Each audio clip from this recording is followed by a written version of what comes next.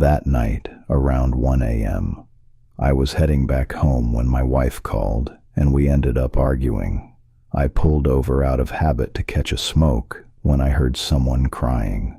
I got closer and saw a little girl sitting on the side of the road, tightly holding a doll.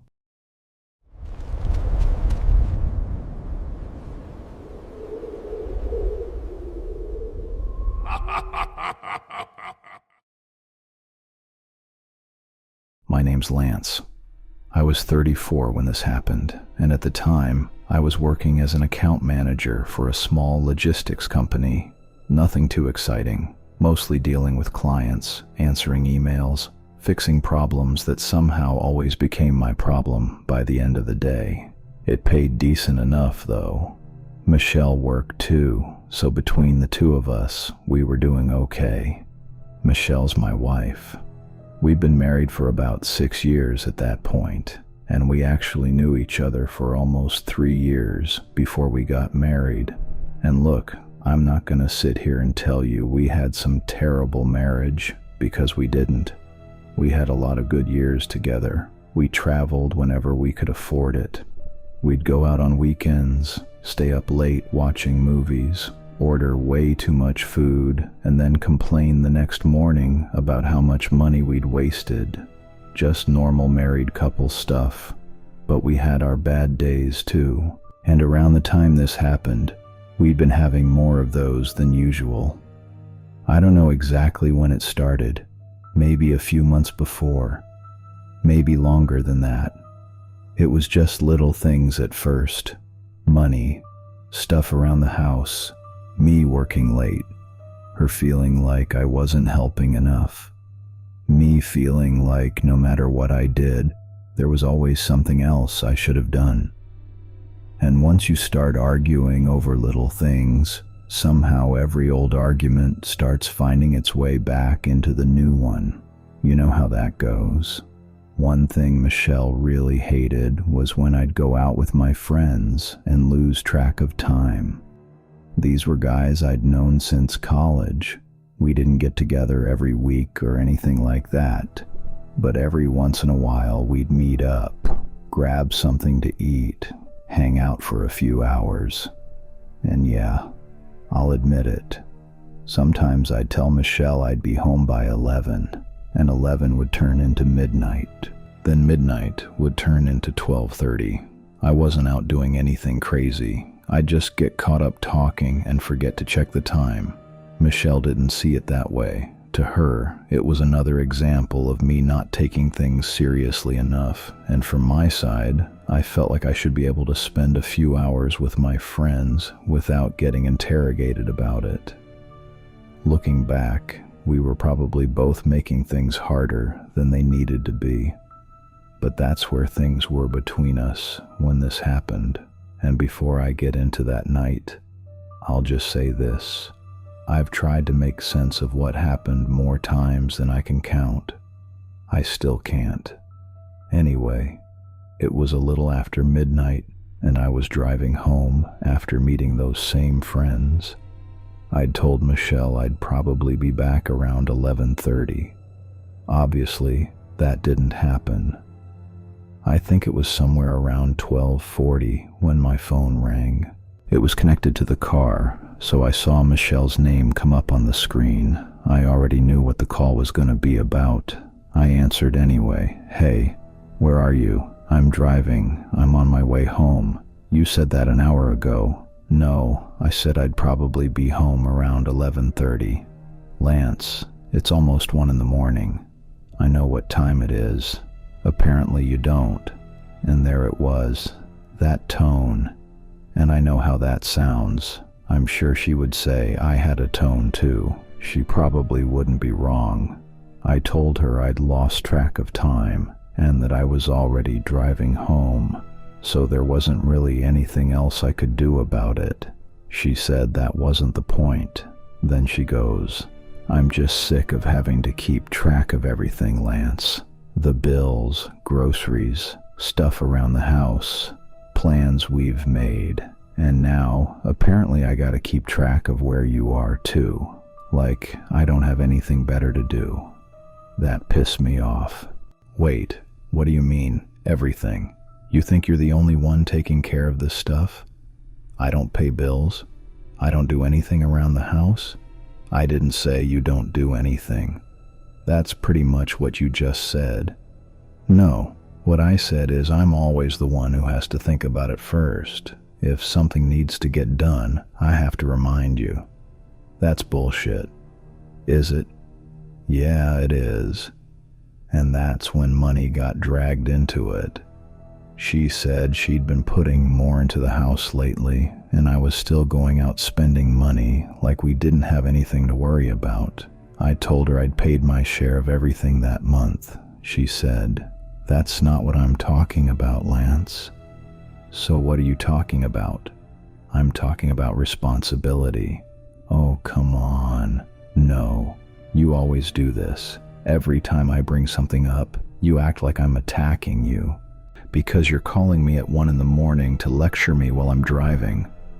I'm calling you because you said you'd be home. And I'm coming home. That's not the point.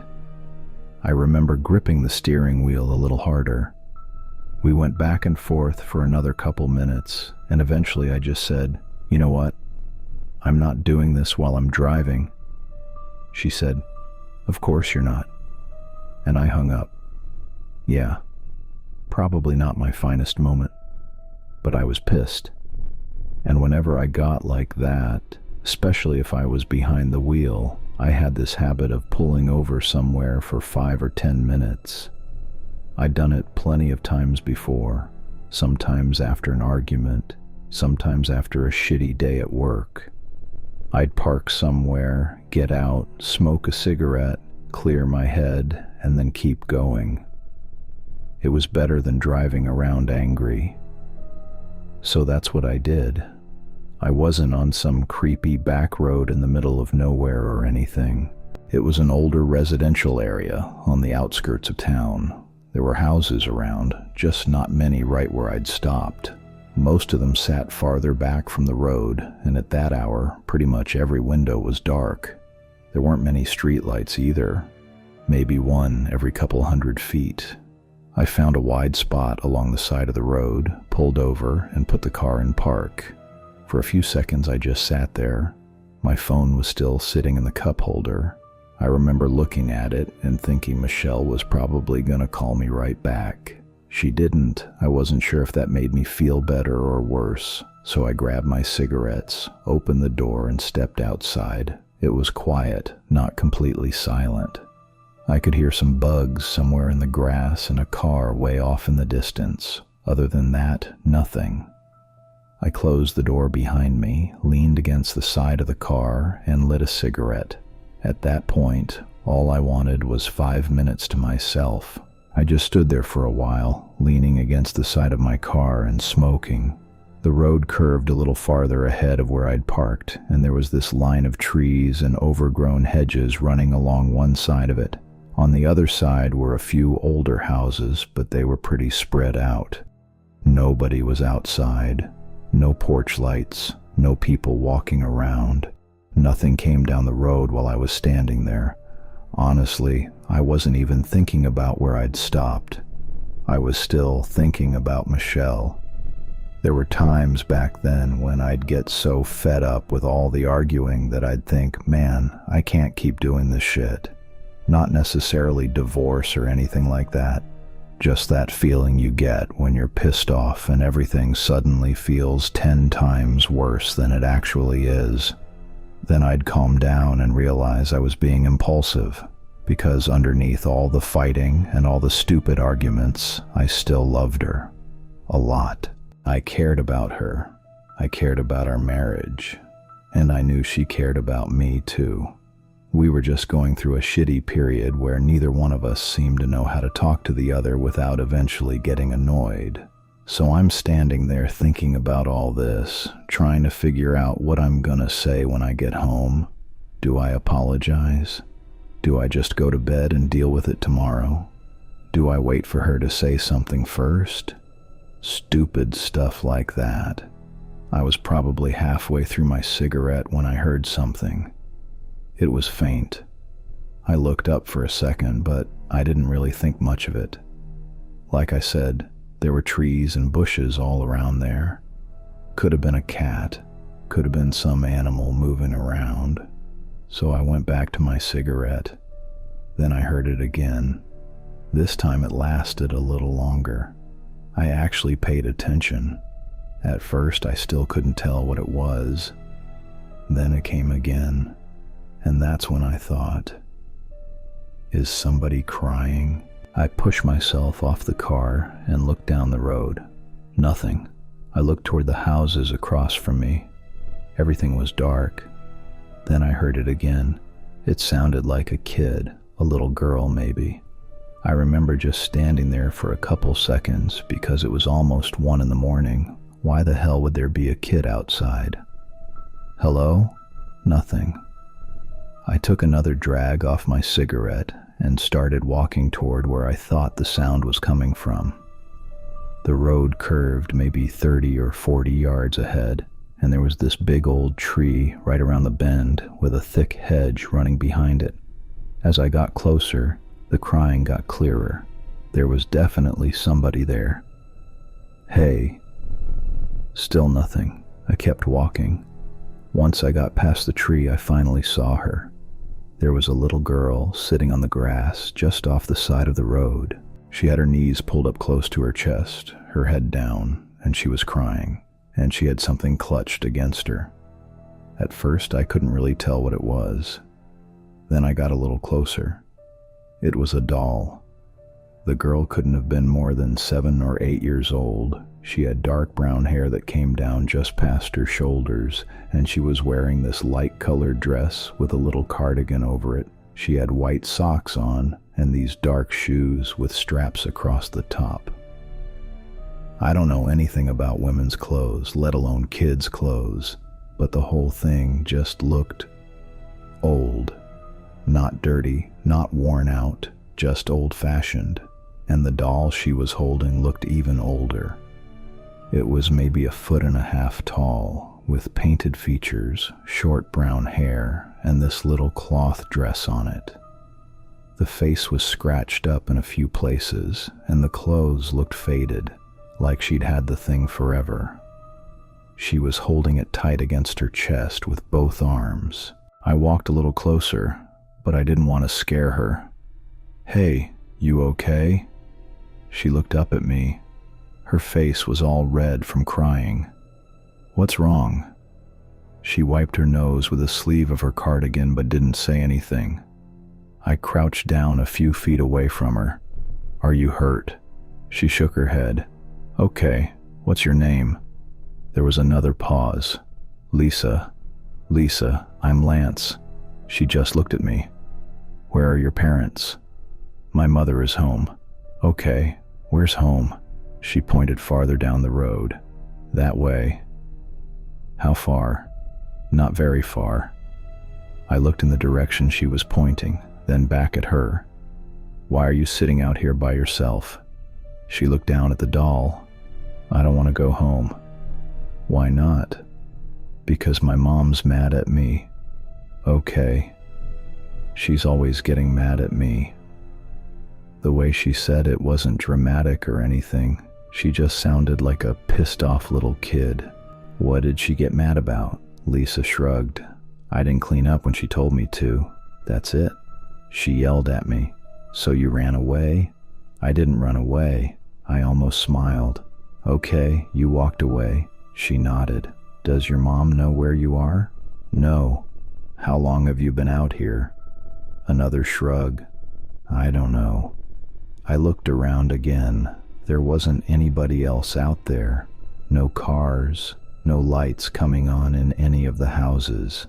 "Lisa, you know you can't just sit out here by yourself, right?" She didn't answer. "It's really late. I know. Your mom's probably worried sick about you. She's probably still mad." "Yeah, well, she can be mad and worried at the same time." That got the smallest smile out of her. I stood up. "How far did you say your house was?" "Not far." "Can you show me?" She looked up at me. I pointed back toward my car. "I can drive you home." She didn't say anything at first, and honestly, I didn't blame her. I was some random guy she'd never seen before. So I said, "Or I can call somebody. Police can come get you and take you home." That got an immediate reaction. "No." "Okay. I don't want the police." "Then you gotta let me get you home somehow. You can't stay out here." She looked toward my car. "Is that yours?" "Yeah." She stared at it for a couple seconds. Then she stood up. She never let go of that doll. We walked back toward my car together. I opened the passenger door for her, and she just stood there looking inside. "You good?" She nodded. Then she climbed in. I went around to the driver's side, got in, and started the car. "Seat belt." She looked at me. "Right there." I pointed beside her. She pulled it across herself, and I helped her get it clicked in. "All right, which way?" She pointed ahead. "Straight." So I started driving. For the first minute or so, neither of us said much. I kept glancing over at her. She still had the doll against her chest, and every now and then she'd look out the window like she was trying to recognize where we were. "So you live around here?" "Yes." "With your mom?" She nodded. "Just you two?" "Yes." I waited a second. "Your dad not around?" She looked down. "No." I could tell from the way she answered that I probably shouldn't keep going with that one, so I changed the subject. "What's your doll's name?" She looked at it. "Annie." "Annie," she nodded. "How long have you had her?" "A long time." "Looks like it." She frowned at me. I laughed. "I'm kidding. She's nice." Lisa looked back down at Annie and straightened part of the doll's dress with her fingers. "She sleeps next to me." "Every night?" "Yes."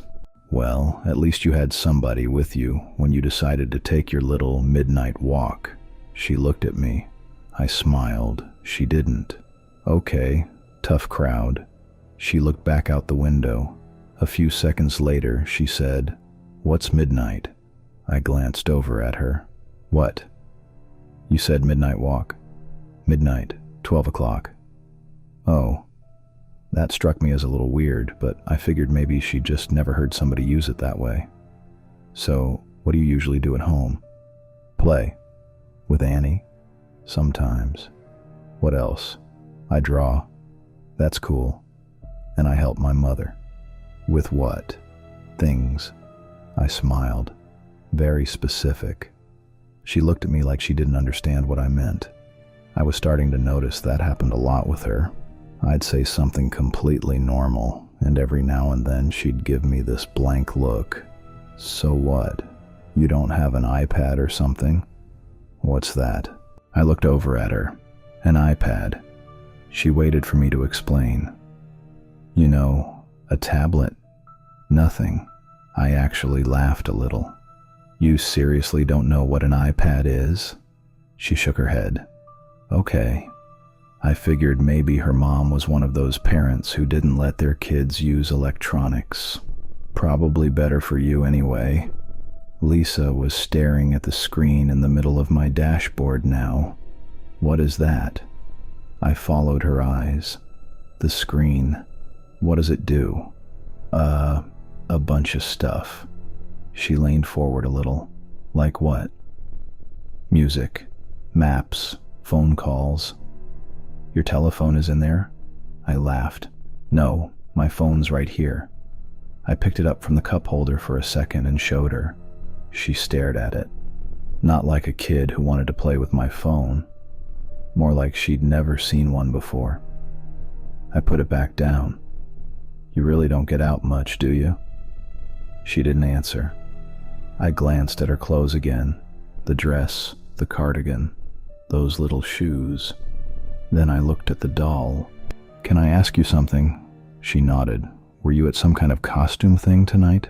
She looked confused. "A what? Like, were you dressed up for something?" "No." "Oh. Why?" "No reason." I immediately felt stupid for asking. Maybe that was just how her mother dressed her. People are different. Who cares? But between the clothes, the doll, the way she talked, and the fact that she apparently had no idea what a cell phone was, I was definitely starting to think there was something unusual about this family. Not scary, just unusual. Turn here.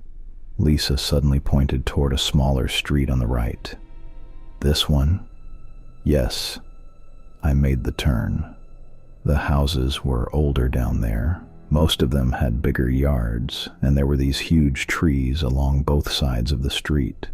A few porch lights were on, but otherwise the neighborhood was dead quiet. How much farther? Just there.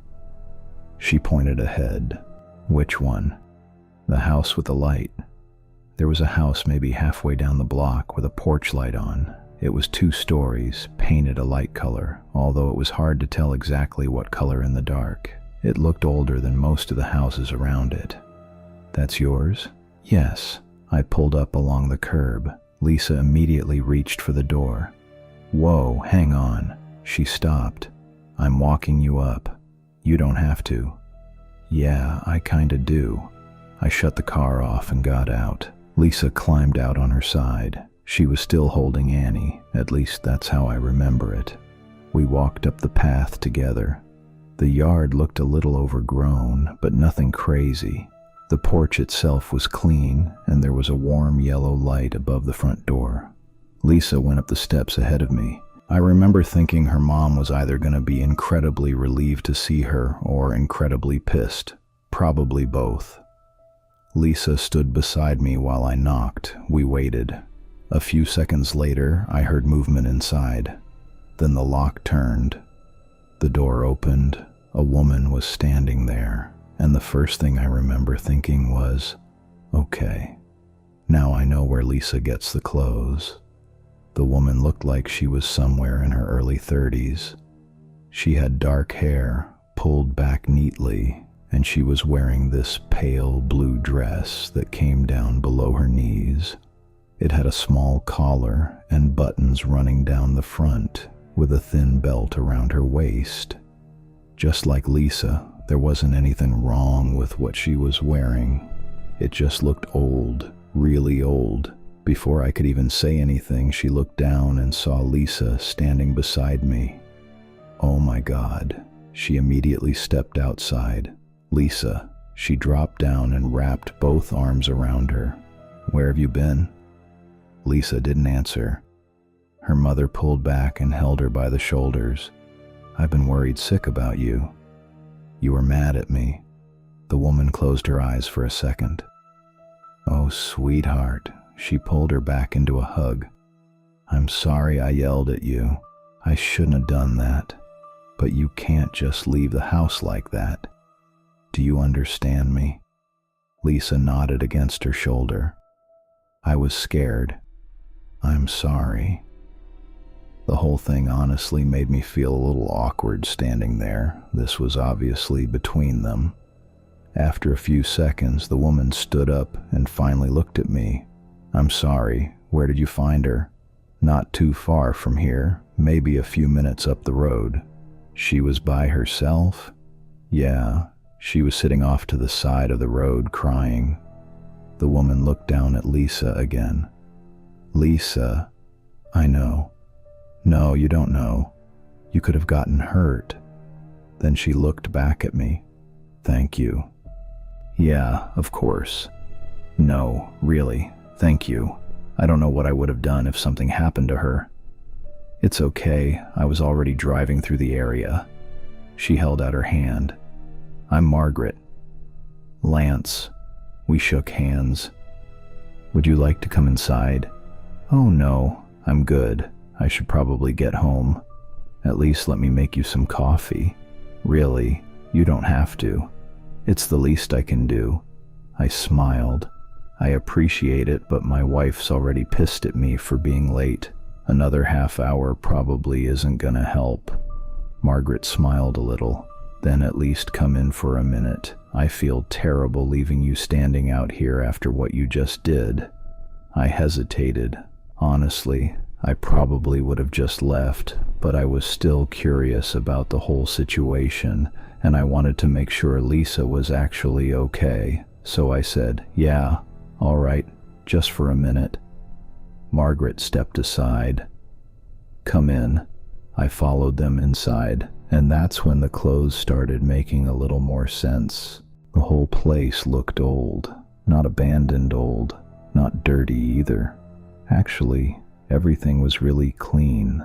It just looked like somebody had taken a house from 50 years ago and somehow kept it exactly the same. There was this big couch with a floral pattern on it, a couple of heavy wooden chairs, a lamp with this wide fabric shade. The curtains were thick, and even the wallpaper looked like something I'd seen in pictures of my grandparents' house. There was no big TV mounted on the wall, no electronics sitting around, nothing modern that I could see, and on the far wall was this big wooden clock. That thing I remember really clearly. It had this dark wooden frame with a round face at the top and a glass panel underneath. And it was loud. Tick, tick, tick. You could hear it from across the room. I remember looking at it and thinking, man, my grandparents had stuff like this. Margaret noticed me looking around. "Something wrong?" "No." I shook my head. "Sorry, I just like the house. Thank you. You've got a lot of old stuff." She looked around like she wasn't sure what I meant. "I suppose." That was another one of those moments where I felt like I'd said something weird, so I dropped it. Lisa had gone over to the couch and sat down. Margaret looked at her. "Stay right there." Lisa nodded. Then Margaret turned back to me.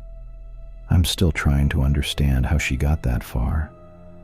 Honestly, I was wondering the same thing. She knows better than to leave the house alone. She's usually such a well-behaved little thing. Tonight she was awfully cross. Cross? Upset? Angry? "Oh, yeah," I smiled. "Kids do stupid stuff when they're mad." Margaret gave me a small smile. "I suppose they do." "You said it was just the two of you?" "Yes." I nodded. "That must be tough." "We manage." There was something about the way she talked that I couldn't really put my finger on. She didn't have an accent. She just spoke a little differently, more formal, maybe. "So you've lived here long?" "For quite some time." "It's a nice place." "Thank you. I do what I can with it." I looked toward one of the walls. There were a couple of framed paintings hanging there. "You paint?" Margaret looked over. "A little." "Those yours?" "Some of them. They're good." "Thank you. I paint whenever I have the time. Occasionally, people pay me to do one for them." "Oh, so you actually make money from it?" "When I'm fortunate." I smiled. "That's pretty cool." She gave me that same slightly confused look Lisa had given me a couple times in the car. Then she smiled anyway. "I also work at a dress shop in town. I do alterations." That actually made sense. I glanced at what she was wearing. Okay, now the clothes make a little more sense. She looked down at herself. "What do you mean?" "Nothing bad. I just thought you and Lisa were dressed kinda old school." "Old school?" I laughed. "Never mind." She smiled, but I could tell she didn't really understand what I'd meant. Again, I didn't think anything crazy was happening. I just figured they were different.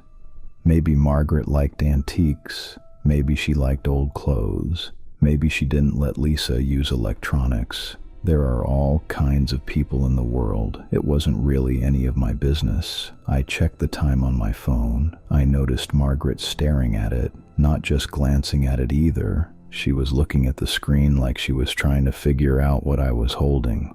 "Are you holding a television in your hand?" I looked at her. "What, this?" "Yes." I laughed. No, it's my phone. She kept looking at it for another second. I honestly thought she was messing with me. Okay, you're funny. She smiled, and I put the phone back in my pocket. Yeah, I really gotta get going. Of course.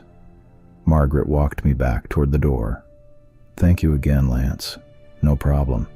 Then I looked over at Lisa. She was still sitting on the couch. Hey, she looked at me. Don't do that again, okay?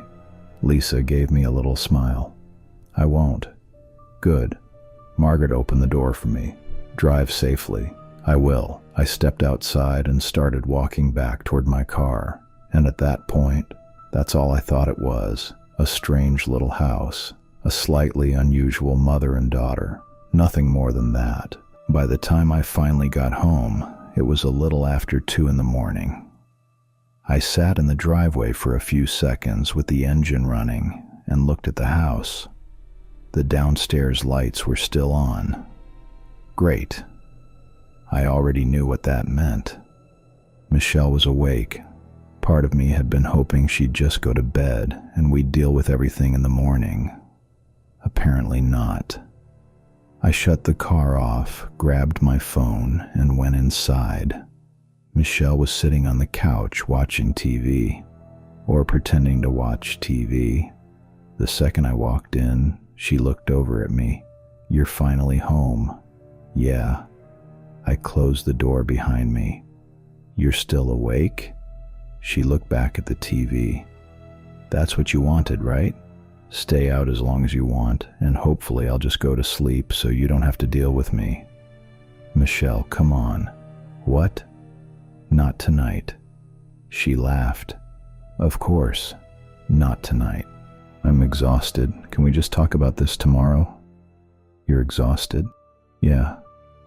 Right, because you're the only person who ever has a long day. That's not what I said. It's always the same thing with you, Lance. I took a breath. Normally, I probably would have kept arguing, but after everything that had happened on the way home, I just didn't have it in me. Look, I'm not doing this again right now. Fine. We'll talk tomorrow. Whatever. I stood there for another second. Then I just said, good night. She didn't answer. I went upstairs, changed my clothes, and got into bed. I was exhausted. I remember lying there for a little while just thinking about the night. I mean, it's not every day you find an 8-year-old girl sitting by herself on the side of the road at 1 a.m. More than anything, I was just glad I'd found her. If I hadn't stopped there, who knows how long she would have been sitting outside by herself. The whole family situation was a little weird, though. There were times when I was talking to Lisa and Margaret where it felt like we weren't completely understanding each other. And then there was the house. I still remember walking in there and thinking to myself, it honestly felt like I had stepped into a movie set from the 70s or 80s. I remember thinking about Margaret staring at my phone and asking if I was holding a television in my hand. I actually laughed again. Freaking weird. But that was about as much thought as I gave it. As far as I was concerned, I'd met a slightly unusual mother and daughter and helped get a kid home safely. I closed my eyes. I don't even remember falling asleep. I woke up the next morning around 8. Michelle was still asleep beside me, which was unusual. She normally got up before I did. I took a shower, got dressed, and came back into the bedroom. She still hadn't moved. Hey. She opened her eyes. You not going to work today? No. You okay? I just don't feel that good. I walked over and sat on the edge of the bed. What's wrong? Nothing. I'm just tired. My head hurts. I put my hand over hers. You sure? Yeah, Lance, I'm fine. She still sounded a little annoyed with me. All right, call me if you need anything, okay? I will. I grabbed my stuff, headed downstairs, and left for work. I walked out to my car, unlocked it, and tossed my bag onto the passenger seat. That's when I noticed something on the floor. I leaned over. It was Annie, Lisa's doll. Oh shit. I reached down and picked her up. In daylight, I could see the wear on it a lot better.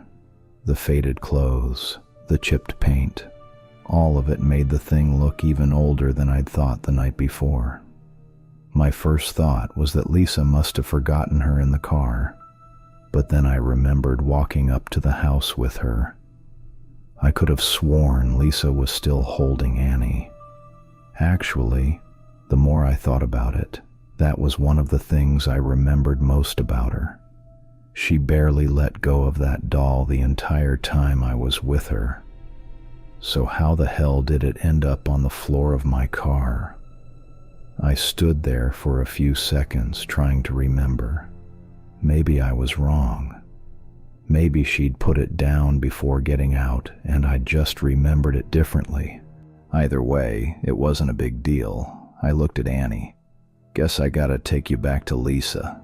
I put her on the passenger seat and got in. The house wasn't too far out of my way, and I still had some time before work. I remembered exactly where it was. It had only been a few hours, so I started the car and headed back. About 15 minutes later, I turned onto the same street. I spotted the house and pulled over. I grabbed Annie, walked up the path, and climbed the porch steps. Then I knocked. For a few seconds, nothing happened. I heard someone moving around inside. The lock turned, and the door opened. The woman standing in front of me looked like she was in her 80s, maybe older. But that wasn't what threw me off. It was her face. I knew that face. She looked like Margaret. Not exactly, obviously. Her hair was gray, her face was covered in wrinkles, and she looked maybe 50 years older than the woman I'd met the night before. But there was something about her eyes, her nose, the shape of her face. I remember just standing there thinking, what the hell? She looked at me. Can I help you? Yeah. I honestly didn't know what to say for a second. Is Margaret here? She frowned. I'm Margaret. I stared at her. You're Margaret? Yes. I almost laughed. Not because it was funny. I just thought there had to be some kind of misunderstanding. No, I'm sorry. I mean, maybe your daughter? My daughter? Margaret. She lives here with Lisa. The second I said that name, something changed. The woman just stared at me. What did you say? Lisa. She didn't move. How do you know that name? The way she asked me caught me off guard. What? How do you know that name? I met her last night. Margaret's face went pale. I held up the doll. Actually, that's why I'm here. She left this in my car. Margaret looked down at Annie, and I swear it was like everything just drained out of her. She took a step back. Her hand went straight to the doorframe.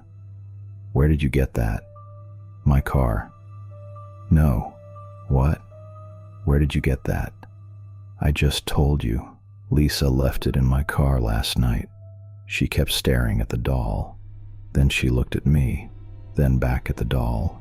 For a few seconds she didn't say anything. Ma'am, who are you? My name's Lance. Who sent you here? Nobody.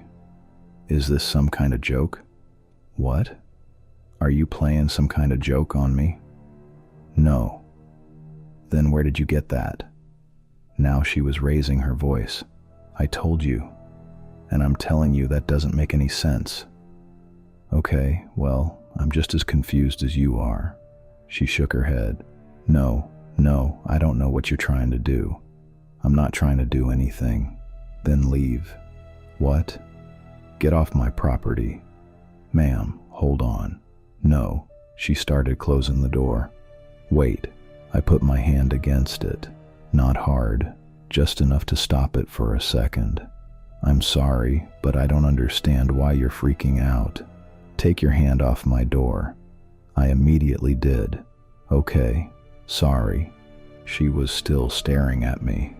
Look, I don't know you. I've never seen you before in my life. Why the hell would I come here to mess with you? She didn't answer. I found a little girl sitting on the side of the road last night. She was crying. She told me her name was Lisa.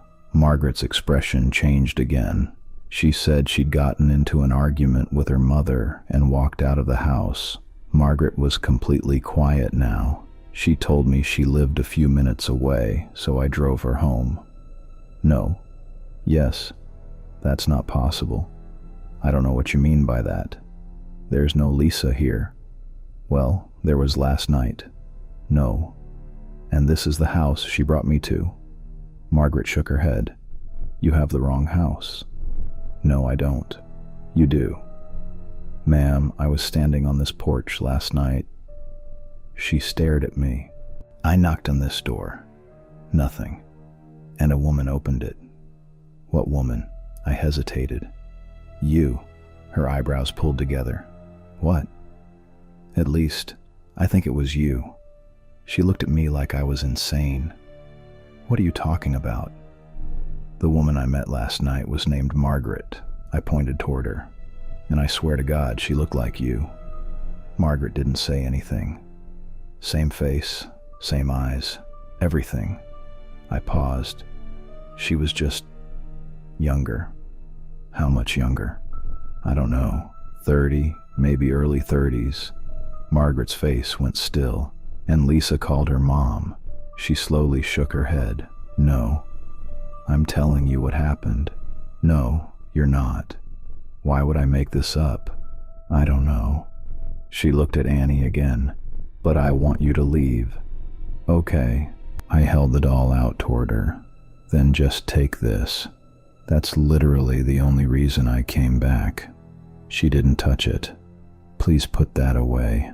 I looked at the doll. What is it about this thing? She didn't answer. Do you recognize it? Margaret looked at me. Her eyes were wet now. And that's when I realized this wasn't just some old woman getting angry because a stranger had shown up at her house. Something I'd said had genuinely scared her. Ma'am. She looked away. I lowered the doll. Look, I'm sorry. I don't know what's going on here. For a few seconds, neither of us said anything. Then Margaret looked at me again. Tell me what she looked like. Lisa? She nodded. I thought about it. She was maybe 7 or 8, dark brown hair, a little past her shoulders. Margaret didn't move. She had this light-colored dress on, a cardigan, white socks, those little shoes with the straps across them. Her breathing changed, and she was carrying this. I looked down at Annie. The entire time, Margaret closed her eyes. Ma'am, are you okay? She opened them again. Then she stepped away from the door. Come inside. I hesitated. A minute ago, she'd been telling me to get off her property. Now she looked like she could barely stand. Are you sure? Please. I stepped inside. She closed the door behind me, and that's when I knew for certain. It was the same house, same living room, same couch, same wallpaper, and on the wall, that same wooden clock. Tick, tick, tick. I looked around. See, this is what I'm trying to tell you. I was here last night. Margaret wasn't even listening. She slowly walked over and sat down. I stayed standing, still holding Annie. After a few seconds, she looked up at me. There's something you need to understand. I waited. She looked at the doll again, then back at me. Lisa isn't my daughter. I frowned. What? Margaret took a breath. I don't have a daughter. I just stared at her. She looked across the room. And whatever she was looking at, I hadn't noticed it yet. She stayed quiet for a few seconds. Then she slowly got up. Wait here. She disappeared down the hallway. I could hear her moving some things around in another room. Maybe a minute later, she came back carrying an old frame portrait. She was holding it against herself, so I couldn't see what was on it. But she could. and whatever she was looking at hit her hard. She just stood there for a few seconds staring at it. Her eyes started filling with tears. Then she walked over to the couch and sat down. "Come here." I walked over. "Sit." I sat down beside her. She wiped under one of her eyes and looked at the portrait again. "I haven't looked at this in a very long time." Then she turned it toward me, and I swear to God, for a few seconds, I couldn't say anything. It was them. The woman I'd met the night before was right there in that painting. Young Margaret, same dark hair, same face, same pale blue dress with a little collar and buttons down the front. And standing beside her was Lisa, same face, same hair, same light-colored dress and cardigan, and in her arms, Annie. I looked at the doll I was holding, then back at the painting. It was the same doll, but that wasn't all. They were standing in this room. The same couch was behind them, same wallpaper, and on the wall behind young Margaret was that big wooden clock. I looked over at it. It was right there, still ticking. I looked back at the painting. What the hell? Margaret was crying now, not hysterically. She was just staring at the picture with tears running down her face. "I painted this more than 50 years ago." I looked at her. "What?" "That's me." She pointed at the younger woman. I was in my early 30s. I couldn't stop looking at it. "Margaret, that's the woman I met last night." She nodded slowly. "I know. And that's Lisa." Margaret looked at the little girl. "My husband and I tried for years to have a child." She took a breath. "I wanted to be a mother more than anything, but eventually the doctors told us that it wasn't going to happen."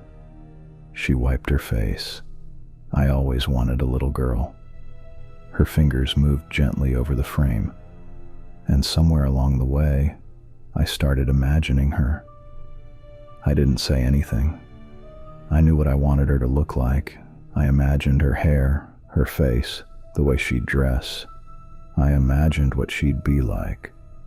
She looked at the little girl. I even gave her a name. "Lisa." Margaret nodded. "Lisa." I felt this cold feeling go through me. She continued. "I never told anyone about her. Not even your husband?" "No." She shook her head. "He knew how badly I wanted children. Of course he did. But Lisa was different." She paused. "She was mine." Margaret looked at the painting again. Something I kept in my head, a life I knew I was never going to have. She pointed toward Annie. I imagined her having this little doll she carried everywhere, something she loved and wouldn't let go of. I looked down at the doll in my hands. I painted all of it. Margaret looked around the living room. Myself, Lisa, her doll, this room. She gave this tiny smile through the tears. It was the closest I was ever going to get to seeing us together. For a while, she didn't say anything. Then she continued. "I never displayed the painting. I never showed it to people. Whenever I wanted to see her, I'd take it out and look at it." Her voice started breaking. "Sometimes I'd sit there and imagine what my life would have been like if she'd actually been here." She wiped her eyes again. Eventually, it became too painful. She looked down. So I put it away. I looked at the portrait, then at Annie, then back at Margaret. My brain just couldn't put any of it together. "Wait," I pointed at the painting. "You're telling me you painted this more than 50 years ago?" "Yes." "You imagined Lisa. You imagined what she looked like, her name, her clothes, even this doll." Margaret nodded. "And nobody knew about any of it?" "No." I sat there for a second. "Then what the hell happened to me last night?" Margaret looked at me. "I don't know. I met her." My voice was getting louder now. I talked to her. She sat in my car. I know. And then I brought her here, and you opened that door. Margaret looked down. Not you now. You exactly like this. I pointed at the younger Margaret in the portrait. Same face, same clothes, everything. Margaret didn't say anything. And now I'm sitting here holding a doll that you're telling me never even existed? She looked at Annie. Neither of us spoke for a few seconds. Then Margaret finally said, I don't know how to explain what happened to you.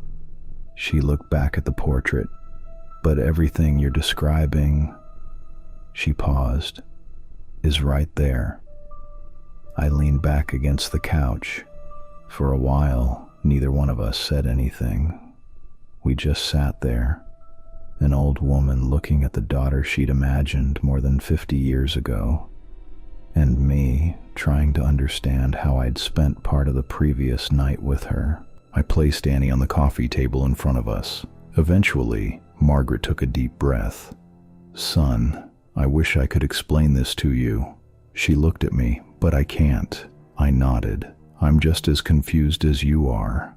Yeah, that was really all I could say. I looked down at Annie again. Then I picked her up. Well, I guess this belongs to you. Margaret looked at the doll. She didn't reach for it. For a second, she actually leaned back a little. I don't know. What do you mean? I've never held her before. Something about the way she said that hit me. Not it. Her. I looked at the doll in my hands. Margaret, I think you should have her. She kept staring at Annie. I don't know if I can. Look. I held the doll out toward her. If this thing belongs to anybody in this world, it's you. Her eyes started filling up again. You created her. Margaret slowly reached out. Her hands were shaking. She took Annie from me and just held her there for a few seconds, staring at her face. Then she ran her thumb gently over the doll's hair. I can't believe this. I didn't say anything. Margaret looked over at the portrait, then back at Annie, and slowly she pulled the doll against her chest. She hugged her. That got to me. After everything that had happened, after all the weirdness and all the questions running through my head, watching this old woman hold something she'd imagined more than 50 years ago. I don't know. It was sad. But at the same time, there was something kind of beautiful about it. Margaret closed her eyes and held Annie a little tighter. I never thought I'd actually get to hold her. I looked away for a second. Yeah. I checked my watch, and that's when I realized how late I was. Shit. Margaret looked at me. I really got to get to work. Of course. I stood up. Margaret stood too, still holding Annie. She walked me toward the door. Before I stepped outside, she stopped me. Lance? Yeah? I'm sorry about earlier. Don't worry about it. No. She shook her head. I shouldn't have spoken to you that way. Margaret, if some random guy showed up at my house saying the things I was saying, I'd probably kick him out too. That made her smile a little. Then she looked down at Annie. Thank you for bringing her to me. Of course. You have no idea what this means to me. She paused. For all these years, that painting was the closest I could ever get to the life I imagined. She looked down at Annie in her arms. And now, I don't know. This is probably as real as that world will ever be for me. She held Annie a little tighter. At least now I can hold a piece of it. I smiled. Then I guess she ended up where she was supposed to. Margaret looked at me. Maybe she did. I stepped outside. Take care of yourself, Margaret. You too, son. I started walking toward my car. Lance? I turned around. She was still standing in the doorway, holding Annie against her chest. Thank you. I smiled. "Take care of her." Margaret looked down at the doll. "I will." Then I walked back to my car. I got in, started the engine, and drove away. I don't remember much about the drive to work. I know I went. I know I was late. But mentally, I wasn't really there.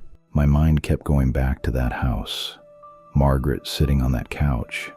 That portrait, and Annie in her arms. I kept trying to tell myself there had to be some explanation for it. I just couldn't think of one. By the time I got home that evening, Michelle was feeling a little better. She was in the kitchen when I walked in. "Hey," she looked over at me. "Hey." For a second I just stood there. Then I walked over and gave her a hug. She kinda laughed. "Okay, what's this?" "Nothing." "You sure?" "Yeah." I held her for another second. "I'm sorry about last night." She went quiet. Then she hugged me back. "I'm sorry too." And that was it. I didn't tell her what had happened. Not that night anyway. I don't even think I would have known how. And I don't want to make it sound like what happened suddenly fixed our marriage or turned me into some completely different person. It didn't. Michelle and I still argue. We still piss each other off. We still have good days and bad days. That's marriage, I guess. But that night did stay with me. This happened about a year ago. And even now, every once in a while, I'll think about Margaret. I wonder how she's doing. I wonder if she still has Annie. But more than anything, I think about what actually happened to me that night. Because just think about this for a second. More than 50 years ago, a woman sat in her living room and painted a picture. She painted herself when she was young, standing beside a daughter she never had, a little girl she'd created entirely in her own head. She gave that girl a face, she gave her clothes, she gave her a name, Lisa, and she painted a little doll in her arms. Nobody knew about that world except Margaret, and somehow, more than 50 years later, I drove into it.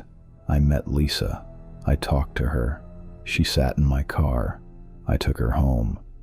And when that door opened, I met Margaret exactly the way she'd painted herself all those years ago. I still don't know how that's possible. I don't think I ever will. All I know is that for one night, something that had only ever existed inside one woman's imagination was real, and I was there to see it.